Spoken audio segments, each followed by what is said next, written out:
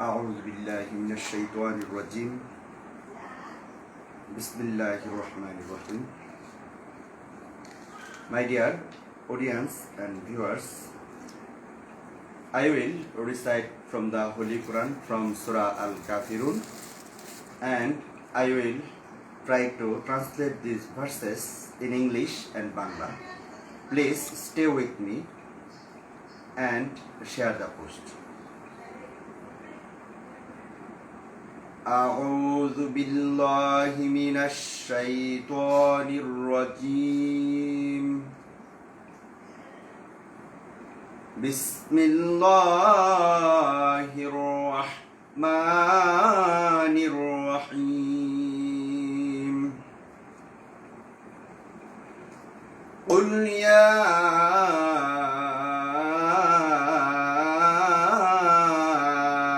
أيها الكافرون لا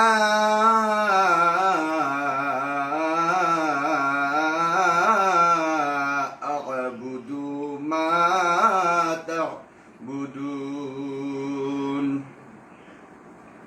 ولا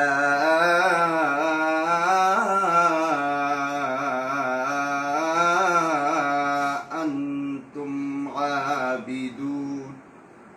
عابدون ما أعبد ولا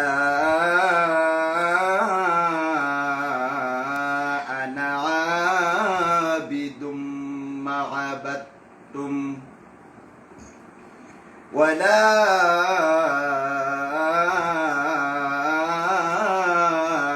أنتم عابدون ما أعبد لكم دينكم ولي دين. صدق الله المولانا العظيم وصدق الرسول النبي الكريم. My dear audience and viewers, I have recited from the Holy Quran from Surah Al-Kafirun. Now I am translating these verses in English. In the name of Allah, most gracious, most merciful.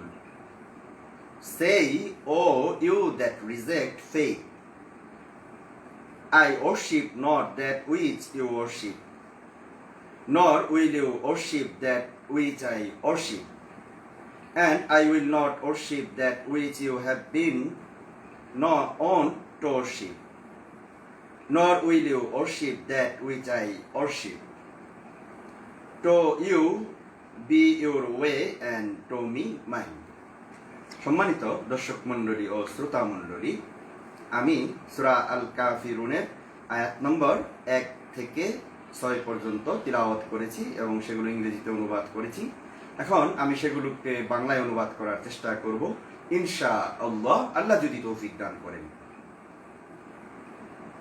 পরম করুণাময় ও অসীম দয়ালু আল্লাহর নামে। হে নবী, আপনি বলে দিন, হে কাফেরেরা, আমি ইবাদত করি না যাদের ইবাদত তোমরা করো, না তোমরা তাঁর ইবাদত করো যার ইবাদত আমি করি, এবং আমি কখনোই তাদের ইবাদত করব না যাদের তোমরা ইবাদত করো, না তোমরা কখনো তাঁর ইবাদত করবে যার ইবাদত আমি করি। অতএব তোমাদের পথ দিন তোমাদের জন্য, আর আমার পথ দিন আমার জন্য। সম্মানিত দর্শক মণ্ডলী ও শ্রোতা মণ্ডলী, সূরা আল কাফিরুন এটি একটি মাক্কি সূরা। রাসূলুল্লাহ সাল্লাল্লাহু আলাইহি ওয়াসাল্লামের নবুয়তি জিন্দেগিতে তার উপর নাজিলকৃত সূরাগুলোকে দুইটি ভাগে বিভক্ত করা হয়। নাম্বার 1 মাক্কি সূরা, নাম্বার 2 মাদানী সূরা। সূরা আল কাফিরুন এটি একটি মাক্কি সূরা। সম্মানিত দর্শক মণ্ডলী ও শ্রোতা মণ্ডলী,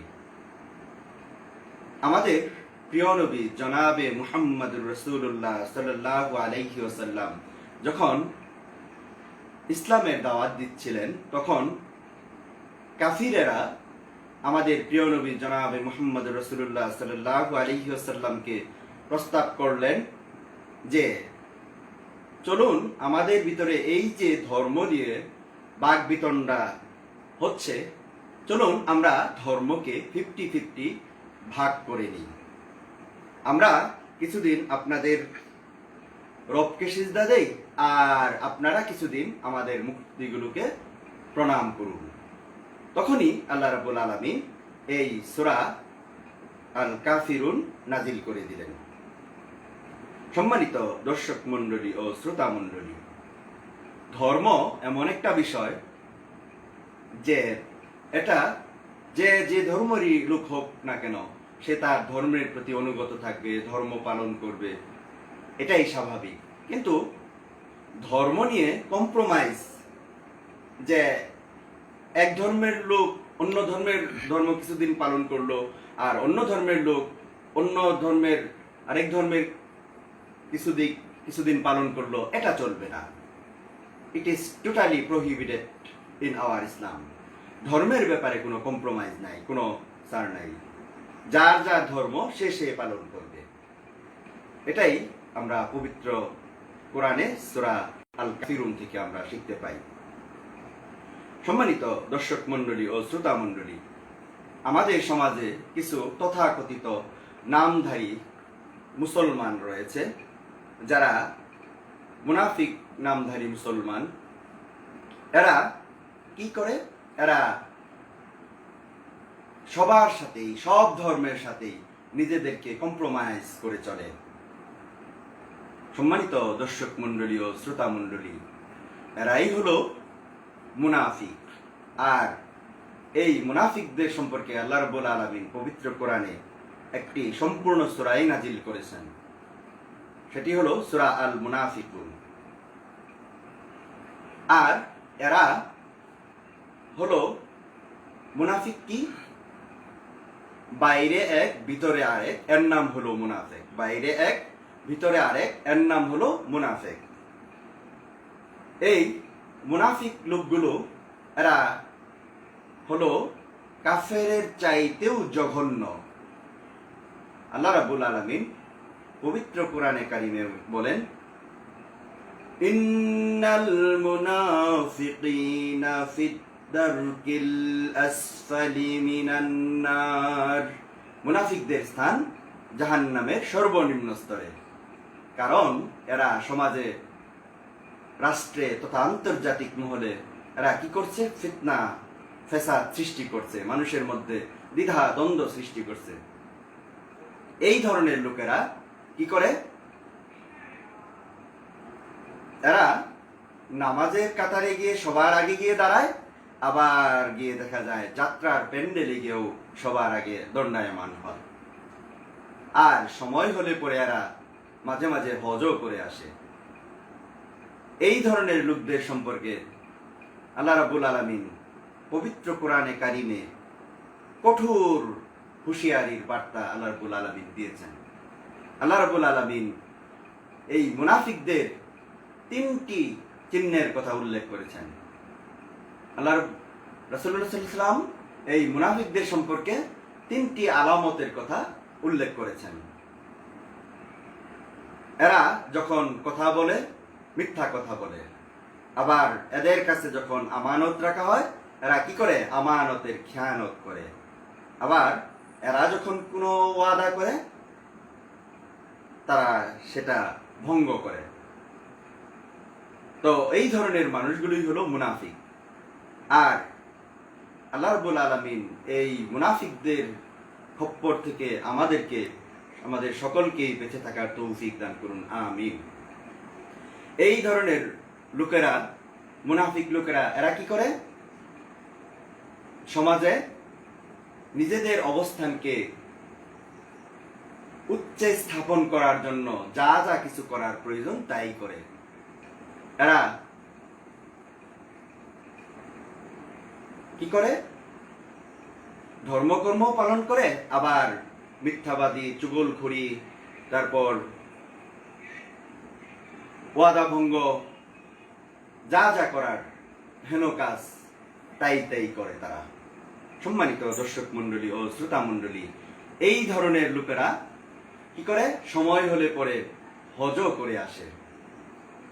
এই ধরনের লোকেরা যখন হজের নিয়ত করে আল্লাহর সিজদায় অবনত হয়ে বলে আল্লাহুম্মা লাব্বাইক আল্লাহুম্মা লাব্বাইক ইন্নাল হামদা ওয়ান নি'মাতা লাকা ওয়াল মুলক লা শারীকা লাক, এরা বলে যে বান্দা হাজির, গোলাম হাজির, আর আল্লাহ রাব্বুল আলামিনও গায়েব থেকে উত্তর দেয়। কি উত্তর দেয়?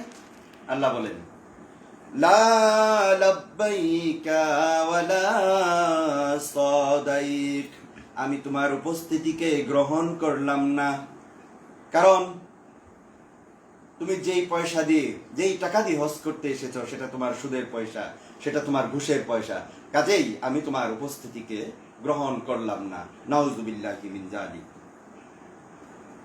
আল্লাহ রাব্বুল আলামিন সূরা বাকারায় মেনশন করেন। আল্লাহ কি বলেন? আল্লাহ বলেন সূরা বাকারায় বলেন, কি বলেন?